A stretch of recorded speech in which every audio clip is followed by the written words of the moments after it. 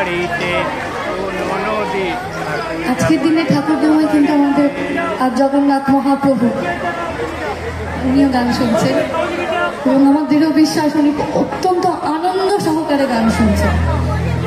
কথায় আছে যেখানে সবাই মিলে আনন্দ একত্রিত হয়ে আনন্দ করা হয়, ঈশ্বর কোনো না কোনো রূপে সেখানে দাঁড়িয়ে থেকে আনন্দ উপভোগ করেন।